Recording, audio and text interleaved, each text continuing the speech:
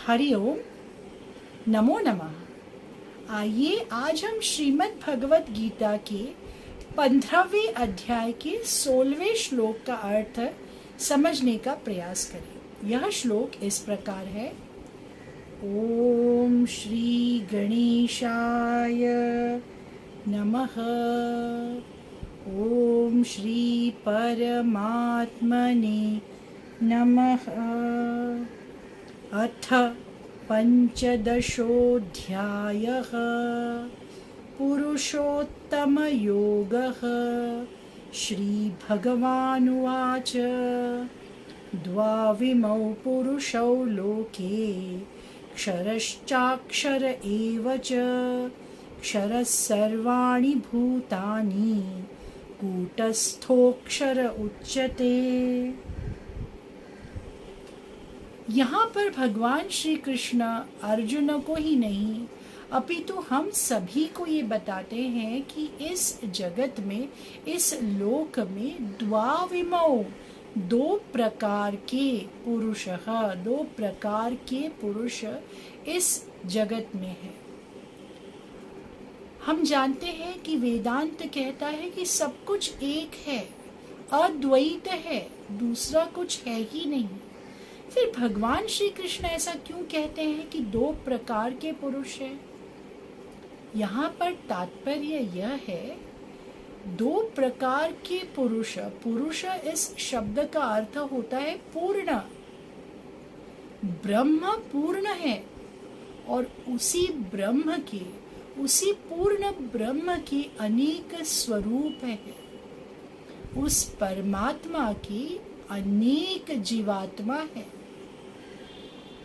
अगर हम एक तरह से देखें तो ये सब भिन्न भिन्न प्रतीत होते हैं, परंतु है उसी ब्रह्म के स्वरूप। इसीलिए यहाँ भगवान कह रहे हैं द्वाविमौ पुरुषौ लोके, एक परमात्मा है, एक जीवात्मा है। क्षरश्चाक्षर एव च। क्षर इस शब्द का अर्थ है नाश को प्राप्त होना, व्यय को प्राप्त होना।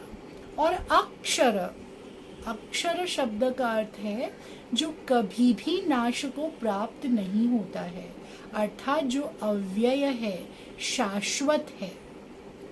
तो परमात्मा जो है वो अक्षर है क्योंकि वो शाश्वत है, नित्य है, सनातन है। तथा जीवात्मा जो है वो नाश को प्राप्त होता है। ये संपूर्ण सृष्टि एक दिन नाश को प्राप्त होने वाली है, कोई पहले तो कई बाद में। और इसीलिए इनका गुण धर्म है क्षर। इन्हें क्षर कहा जाता है क्योंकि ये नाश को प्राप्त होते हैं। तथा परमात्मा जो है उन्हें अक्षर कहते हैं क्योंकि वे अव्यय है, शाश्वत है।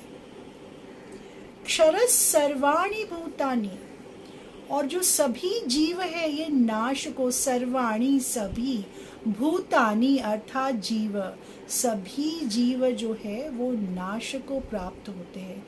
क्षर होता है उनका, धीरे धीरे व्यय होता है उनका। कूटस्थोक्षर उच्यते, परंतु जो अव्यय है उसे अक्षर कहते हैं, उच्यते कहते हैं। कूटस्थ, कूट इस शब्द का अर्थ भगवान आदि शंकराचार्य जी ने बताया है ढेरी।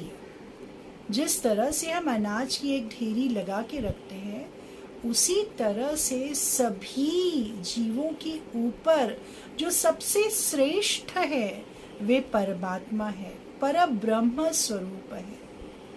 कूट शब्द का एक अर्थ निहाई है। निहाई अर्थात लोहे का वो पत्थर जिस पर रखकर सोना आदि धातुओं को पतला किया जाता है, ठोक कर पतला किया जाता है या आकार दिया जाता है। जो भी धातु उस पर रखकर ठोका जाता है या पीटा जाता है उसका आकार बदलता है, परंतु निहाई सदैव स्थिर है, अनाशवान है, वो नाश को प्राप्त नहीं होती है। इसीलिए कूटस्थ इस शब्द का अर्थ है कि जो इस कूट के ऊपर है, सबसे परे है, इन गुणों से परे है। कूट शब्द का एक अर्थ है माया, वो माया जो हमें जकड़े रहती है, वो माया जो हमें इंद्रियों की ओर आकर्षित करती है। और भगवान कहते हैं कि इस माया के जो ऊपर है, इस माया से जो परे है, वह कूटस्थ है, और इसी कूटस्थ को अक्षर कहते हैं। अक्षर भगवान, परमात्मा, परब्रह्म, परमेश्वर, ये सब जो नाम है वे सिर्फ एक ही ब्रह्म के हैं, और उस ब्रह्म का गुण है अक्षर। यह अध्याय पुरुषोत्तम अध्याय है। इस अध्याय का जो नाम है वो है पुरुषों में जो उत्तम, सबसे श्रेष्ठ है।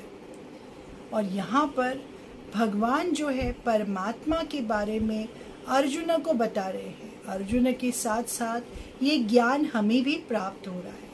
आइए हम सब भी भगवान श्री कृष्ण के श्री चरणों में ये प्रार्थना करें कि वे भी हमारे जीवन के अज्ञान को दूर कर ज्ञान का प्रकाश हमारे जीवन में लाए। सर्वम श्री कृष्णार्पणमस्तु। हरि ओम, नमो नमः।